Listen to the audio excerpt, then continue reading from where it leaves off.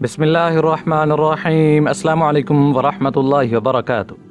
ناظرین کرام، پاکستان بنا تو اپنی عمر اور ملکی حالات کو دیکھتے ہوئے شاہ جی نے سیاست سے علیحدہ ہونے کا فیصلہ کر لیا۔ اپنی جماعت کو بھی یہی مشورہ دیا کہ ہمارا مشن انگریزوں کی غلامی کے خاتمے تک تھا۔ انگریز جا چکا، بر اعظم آزاد ہو گیا۔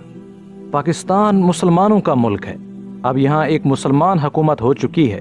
ویسے بھی مسلمانوں نے ہماری سیاسی رائے کو مسترد کر دیا ہے۔ ملک کا مفاد اب اسی میں ہے، یا تو ہم مسلم لیگ کی لیڈرشپ کا ہاتھ بٹائیں ورنہ خاموش رہیں۔ ابھی یہ انہوں نے فیصلہ کیا ہی تھا، ایک لیفٹیننٹ کرنل اپنے ایک CSP دوست کے ساتھ آ پہنچے۔ وہ پاکستان کے موجودہ حالات کا دکھڑا سنانے لگے۔ کرنل صاحب کہنے لگے، شاہ جی ہماری اصل مصیبت یہ ہے کہ حکمران جماعت دین سے معاشرتی دلچسپی رکھتی ہے، مذہبی نہیں۔ وہ سب سے پہلے اپنی ذات کو دیکھتی ہے، دوسرے نمبر پر اپنی جماعت کو دیکھتی ہے، انہی حدود میں رہ کر اپنے مصالح و مقاصد دیکھتی ہے۔ اسے اسلام اور اسلام کی دعوت کے تقاضوں سے کوئی سروکار نہیں ہے۔ ہم آپ کے پاس اس لیے آئے ہیں تاکہ آپ کو مرزائیوں کے فتنے سے آگاہ کر سکیں۔ آپ ایک تحریک بنائیں جس سے حکمران بھی غفلت کی نیند سے بیدار ہوں اور عوام بھی۔ اس کے بعد کرنل صاحب نے وہ بات کی کہ شاہ جی دم بخود رہ گئے۔ کہنے لگے، میرے ساتھ یہ CSP افیسر ہیں، یہ وزارت خارجہ میں اہم عہدے پر فیض ہیں۔ ان کا کہنا ہے پاکستانی وزیر خارجہ ظفر اللہ خان کے منصب کا فائدہ قادیانیت کو پہنچ رہا ہے۔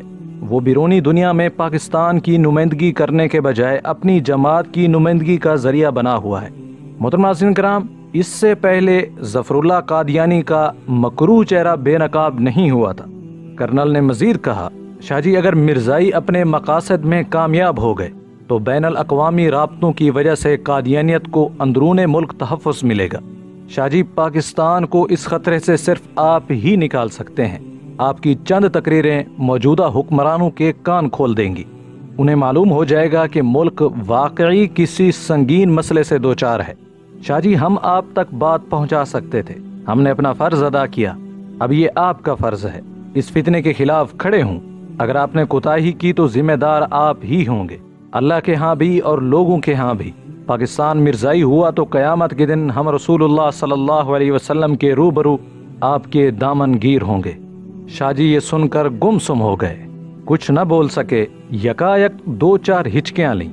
اب ہچکیاں لیں تو پونا گھنٹہ روتے رہے۔ کچھ عرصے تک اس معاملے میں غور و فکر کرتے رہے۔ آخرکار شاہ جی نے لاہور میں احرار کانفرنس منعقد کی۔ اس کانفرنس کے بعد احرار سیاست سے بالکل دستبردار ہو گئے اور مرزائیوں کے خلاف محاذ آرائی کے لیے پلیٹ فارم تیار کرنے لگے۔ اس مقصد کو پورا کرنے کے لیے احرار صرف تبلیغی اور اصلاحی سرگرمیوں تک محدود رہنے لگے۔ ناظرین کرام، یہاں پر آپ کو ایک اہم سیاسی نقطے سے آگاہ کرتے جائیں۔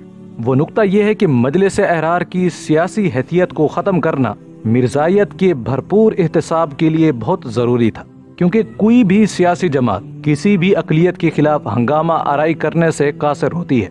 سیاست میں آ کر ہر جماعت کو سیاسی پابندیوں کا ضرور سامنا کرنا پڑتا ہے۔ سیاست سے دستبردار ہونے کی دوسری وجہ یہ تھی کہ مسلم لیگ بھی احرار کے اس اقدام کو سیاسی طور پر برداشت نہیں کر سکتی تھی۔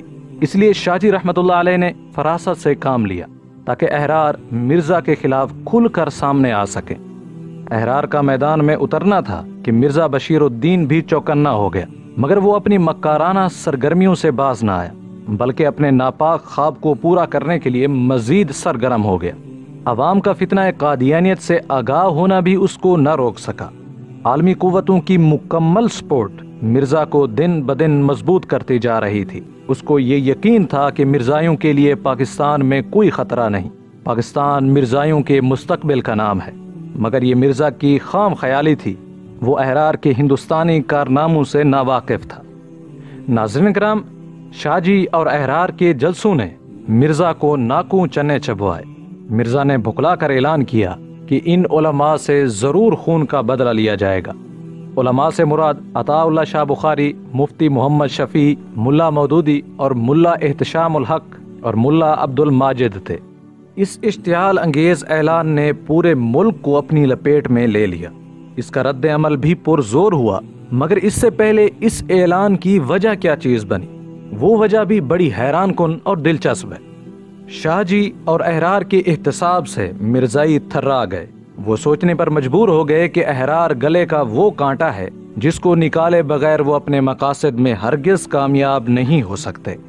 چنانچہ انہوں نے احرار کے خلاف منصوبہ بندی کی۔ سب سے پہلے انہوں نے کچھ سیاسی طبقے کو اپنے ساتھ ملایا، اس کے بعد کچھ صحافی حضرات بھی خریدے۔ چنانچہ وہ احرار کے ماضی کو اچھالتے، پاکستان دشمنی کا الزام لگاتے، ان کے خلاف کہانیاں گڑھتے، ان کے بعض تقریروں کو اپنے بہترین فکروں سے داغدار کرتے۔ غرض مرزائیوں نے احرار کو ناکام کرنے کی ہر ممکن کوشش کی، مگر احرار نہ تو پہلے کبھی دبے تھے نہ اب دبے۔ مرزا نے اپنے ناپاک خواب کی تکمیل کے لیے سب سے پہلے بلوچستان میں وار کیا۔ اس نے کوئٹہ میں جا کر بعض پتے لگانا شروع کیے۔ اسے گمان تھا کہ عالمی قوتوں کی مدد سے وہ بلوچستان میں اپنی ریاست بنانے میں کامیاب ہو جائے گا، مگر بلوچستان کا مسلمان کافی حساس تھا۔ اشتعال انگیزی تو پہلے ہو چکی تھی، مگر ایک مرزائی میجر کو کسی بحث و مباحثے کی بنا پر کوئٹہ کے جلسہ گاہ میں ہلاک کر دیا گیا، مگر مرزائی پھر بھی باز نہ آئے۔ انہوں نے اپنے کام کو جاری و ساری رکھا۔ مرزا بشیر الدین ربوہ میں رہ کر اپنے مقاصد پورے کرنے لگا، جس کا نتیجہ یہ نکلا کہ ملک کے مختلف علاقوں میں مرزائی قتل ہونے لگے۔ ان حالات سے مرزا بکھلا گیا۔ اپنی سرگرمیوں کو روکنے کے بجائے جماعت احرار پر الٹا الزام لگانے لگا، یہاں تک کہ عالمی قوتوں کے بھروسے پر علماء کو قتل کرنے کی دھمکیاں بھی دینے لگا۔ دوسری طرف چودھری ظفر اللہ بھی حرکت میں آیا۔ اس نے قادیانی امت کو جمع ہونے کا حکم نامہ بھیجا۔ اس دور کے وزیر اعظم خواجہ ناظم الدین نے بھی اسے بیان بازی سے روکا تھا، لیکن چودھری صاحب نے وزیر اعظم کا حکم دیوار پر مار دیا، بلکہ کہنے لگا اگر وزیر اعظم اس بات پر ناراض ہوتے ہیں تو وہ اپنے عہدے سے استعفیٰ دینے کے لیے تیار رہے۔ ناظرین کرام، یہی وہ زمانہ تھا جب امریکی وزیر خارجہ نے وزیر اعظم پاکستان کو یہ تاثر دیا کہ اگر چودھری ظفر اللہ کو راضی نہ رکھا گیا تو امریکہ پاکستان کی مدد کو تیار نہ ہوگا، تاکہ گندم بھی مہیا نہ کرے گا جس کی پاکستان کو اس وقت سخت ضرورت تھی۔ اس بات کا انکشاف خواجہ صاحب نے انکوائری رپورٹ کے سامنے بذات خود کیا تھا۔ بہرحال چودھری ظفر اللہ نے جلسے میں شرکت کی، پھر جلسے میں چلا کر کہنے لگا احمدیت ایک ایسا پودا ہے جو اللہ تعالیٰ نے خود لگایا ہے، اب وہ جڑ پکڑ چکا ہے۔ اگر یہ پودا اکھاڑ پھینکا گیا تو اسلام ایک زندہ مذہب کی حیثیت سے باقی نہ رہے گا، بلکہ ایک سوکھے درخت کی مانند ہو جائے گا اور دوسرے مذاہب پر اپنی برتری کا ثبوت مہیا نہ کر سکے گا۔ ناظرین کرام، مرزا اور چودھری کے ان بیانات سے ملک بھر میں اشتعال انگیزی بڑھ گئی، یہاں تک کہ پاکستان کی مساجد، گلی کوچوں، چراہوں پر بھی ان بیانات پر تبصرہ ہونے لگا۔ الغرض پورا ملک اس فتنے کی لپیٹ میں آ گیا۔ ایک لمحے کے لیے تو یوں لگا کہ پاکستان ابھی گیا، لیکن ابھی ختم نبوت کے جیالے زندہ تھے جن کے جذبوں کو بیان کرنے سے ہم قاصر ہیں، مگر ایک ایسا واقعہ آپ کے ساتھ شیئر کرتے ہیں جس سے آپ اہل مغرب کی زبانی اہل مشرق کے ان جذبات کو سمجھ سکیں گے۔ 2016 میں یروشلم کے اندر ایک اجلاس ہوتا ہے جس کی خبر اس وقت جنگ اخبار میں بھی شائع ہوئی تھی۔ اس اجلاس میں 10 یورپین ممالک اور 2 انڈیا کے سفیر بھی شامل تھے۔ ان کا مدعا پاکستان اور افغانستان کے حالات ہوتے ہیں۔ اس رپورٹ کا خلاصہ ہم آپ کو اپنی زبانیں سناتے ہیں۔ وہ کہتے ہیں ہم نے این جی اوز اور دیگر سرگرمیوں کے ذریعے جتنا مسلمان کی سوچ کو بدلا ہے، یہاں تک کہ ان کی سوچ ایسی ہو گئی ہے کہ نہ بیٹا باپ کو بخشتا ہے اور نہ باپ بیٹے کو۔ مختصر یہ کہ ہم نے ان کا فیملی سسٹم، معاشرتی سسٹم تقریباً تباہ کر دیا ہے۔ لیکن جب بات ان کے نبی کی آتی ہے تو مسلمان فدائی ہو جاتے ہیں، وہ آپے سے باہر ہو جاتے ہیں اور ایٹم بم سے بھی بڑا خطرہ بن جاتے ہیں۔ بہرحال مرزائیوں نے حالات کو مزید سنگین کر دیا تو احرار کے جیالوں نے تمام مکاتب فکر کے علماء کو ہر بڑے شہر میں متحرک کیا۔ اس مقصد کے لیے شاہ جی نے لاہور میں کانفرنس منعقد کی، کراچی میں تحفظ ختم نبوت کے امیر مولانا حسین اختر نے کانفرنس منعقد کی۔ الغرض 14 اسلامی جماعتوں کو احرار نے ایک پلیٹ فارم پر جمع کیا، جنہوں نے پورے ملک میں جلسے کیے۔ ان جلسوں میں 3 مطالبات حکومت کے سامنے رکھے گئے۔ پہلا مطالبہ قادیانیوں کو غیر مسلم اقلیت قرار دیے جانے کا تھا۔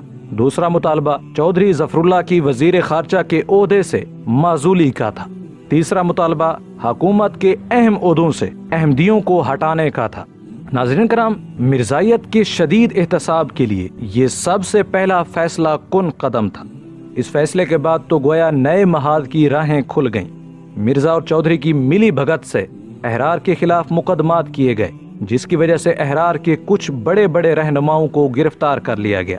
اس افسر شاہی نظام کا خمیازہ اہل ملتان نے بھگتا جب پولیس نے احتجاجی جلوس پر فائرنگ کی، جس کے نتیجے میں 6 آدمی شہید اور 10 زخمی ہو گئے۔ ہائی کورٹ میں فیصلہ لایا گیا تو جج نے فائرنگ کی حمایت کر دی، لیکن شہیدوں کا خون رنگ لایا۔ تمام صوبوں میں مرزائیوں کے خلاف غم و غصے کی لہر دوڑ گئی، حتیٰ کہ پنجاب مسلم لیگ نے مرزائیوں کو اقلیت قرار دینے کا ریزولوشن پاس کیا۔ اس وقت عوام کے جذبات کا یہ حال تھا کہ منیر انکوائری رپورٹ کے مطابق 6 مارچ 1953 سے پہلے صوبہ بھر میں 390 جلسے منعقد ہوئے تھے، جن میں سے 167 کا اہتمام جماعت احرار نے کیا تھا۔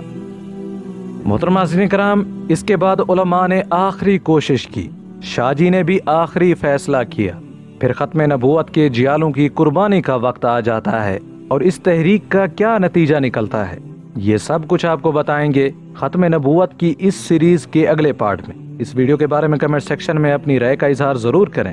امید کرتے ہیں کہ یہ ویڈیو آپ کے علم میں اضافے کا سبب بنی ہوگی۔ اگر یہ ویڈیو آپ کو اچھی لگی تو اسے لائک کریں اور شیئر بھی کر دیں۔ ملتے ہیں ایک نئی ویڈیو کے ساتھ، تب تک کے لیے اجازت دیں۔ السلام علیکم ورحمۃ اللہ وبرکاتہ۔